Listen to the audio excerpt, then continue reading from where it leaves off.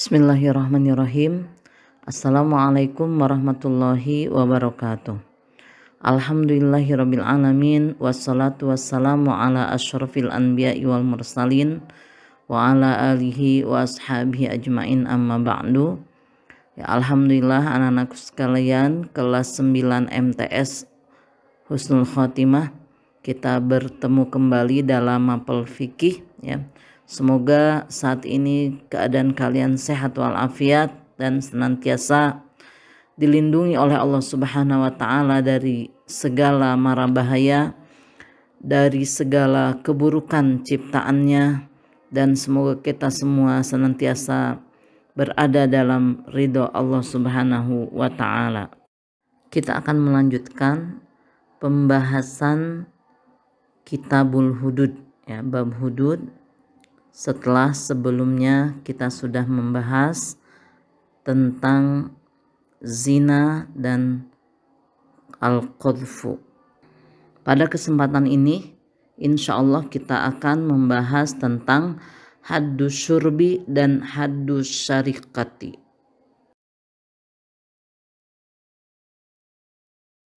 Haddus syurbi: wa man syariba khumran aw syaraban muskiran yuhaddu arba'ina wa yajuzu an yablugha bihi thamanina ala wajhi ta'ziri wa yajibu alaihi bi ahadi amraini bil bayyinati awil iqrari wa la yuhaddu bil qai'i wal istinkahi. Had meminum khamar. Barang siapa minum arak atau minum minuman yang memabukkan, maka dia dihad 40 kali cambukan dan boleh sampai 80 kali dengan tujuan membuat jerak, dan wajib atasnya 2 hal, saksi atau sumpah, dan tidak dihad dengan sebab muntah atau bau mulut.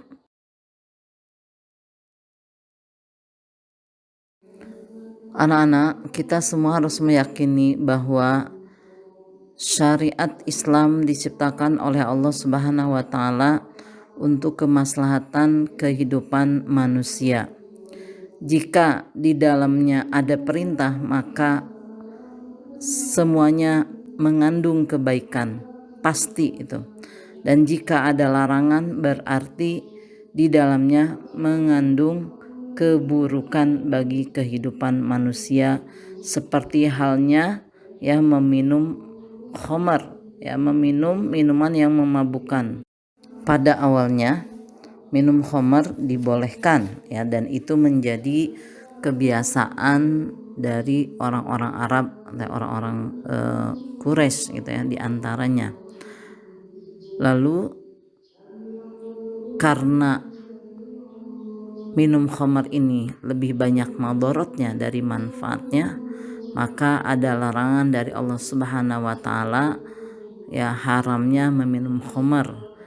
Ya, larangan minum khamar ini terdapat dalam surat Al-Baqarah 219, surat An-Nisa ayat 43, dan surat Al-Maidah ayat 90.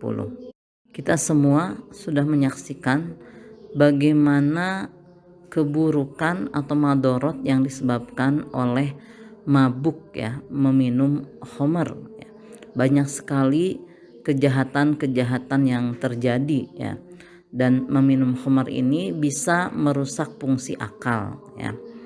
Nah, di dalam syariat Islam, bagi yang meminum khamar atau meminum minuman yang memabukkan, maka dia harus dihad 40 kali, bahkan boleh sampai 80 kali dengan tujuan membuat jerak ya.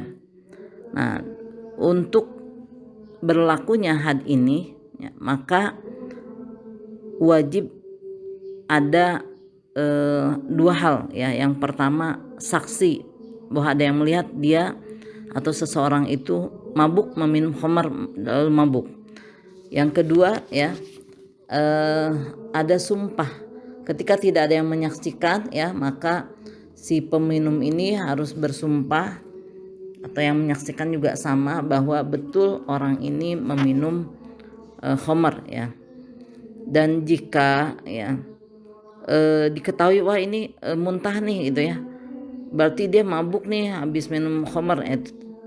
Hal itu tidak bisa menyebabkan seseorang dihukum had ya, dicambuk gitu kan. Atau sekedar bau mulutnya nih kayaknya dia habis minum homer deh gitu ya. Nah, hal itu tidak bisa menjadi alasan untuk diterapkan hukum had ya. Yang wajib ya dilakukan yaitu pertama adanya saksi, lalu adanya sumpah ya, baik dari yang melakukan atau yang menyaksikan. Kalau memang terbukti maka diterapkan hukum had yaitu cambuk 40 kali bahkan sampai 80 kali. Berikutnya hadus sariqati. Wa tuqta'u yadus sariqi bi thalathati syara'ita an yakuna balighan aqilan wa an yasriqa nisaban qimatuhu rub'u dinarin min hirzin mislihi la milka lahu fihi wa la syubhata fi malil masruqi minhu. Had mencuri. Tangan pencuri dipotong dengan 3 syarat. 1. Balik. 2. Berakal.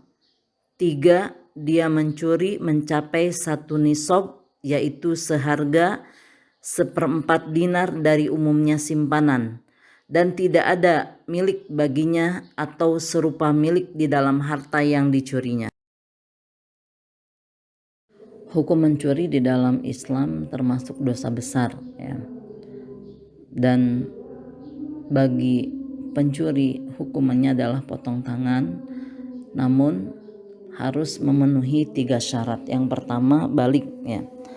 Jika belum balik, si pencuri belum balik, maka hukum had ini tidak berlaku, tapi dia harus ditakzir. Yang kedua berakal ya. Kalau dia gila maka hukum had ini juga tidak berlaku, dan tentunya bagi orang yang gila ini diberikan hukuman ya sesuai dengan kondisinya ya.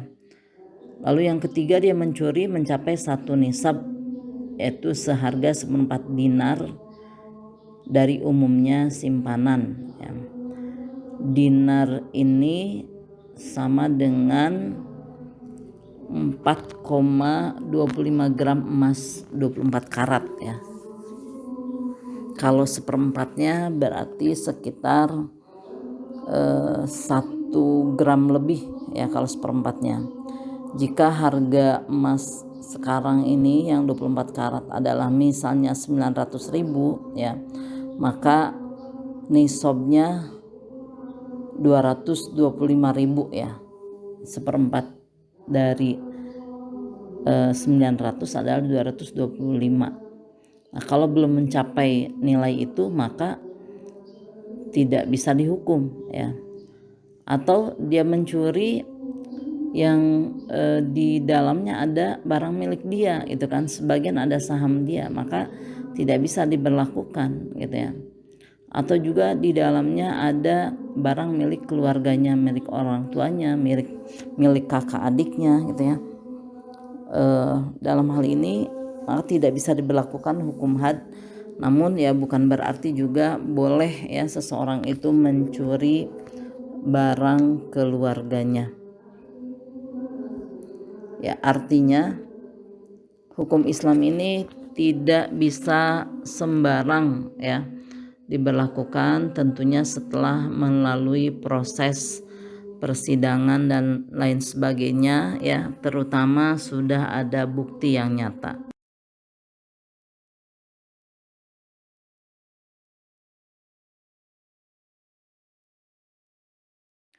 Wa tuqta'u yadahul yumna min mifsalil qu'i fa in saraqa thaniyan quti'at rijluhul yusra fa in saraqa thalithan quti'at yadahul yusra wa in saraqa rabi'an quti'at rijluhul yumna fa in saraqa ba'da dzalika uzira wa qila yuqtalu. Had bagi pencuri adalah dipotong tangan yang kanan dari ruas pergelangan tangan. Dan bila mencuri yang kedua kali, maka dipotong kaki kiri. Dan bila mencuri yang ketiga kali, maka dipotong tangan kanan. Dan bila mencuri lagi, maka dipotong kaki kanan. Dan bila mencuri lagi yang kelima kali, maka ditakzir. Bahkan menurut pendapat lain dibunuh.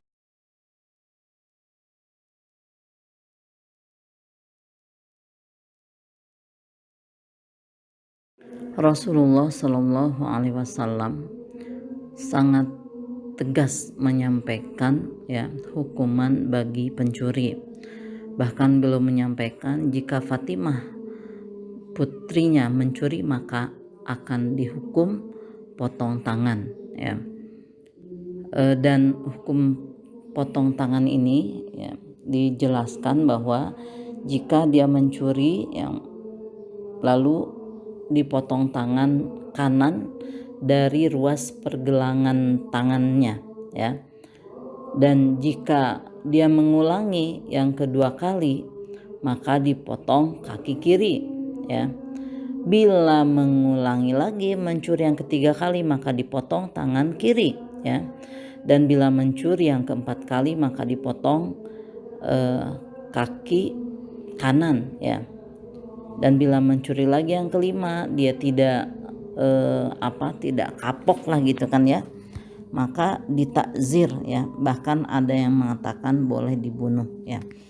Anak-anak ya, betapa tegasnya gitu kan hukum di dalam Islam ya. Namun ya bukan berarti semua yang mencuri ujuk-ujuk langsung potong tangan gitu ya diberlakukan, tidak ya.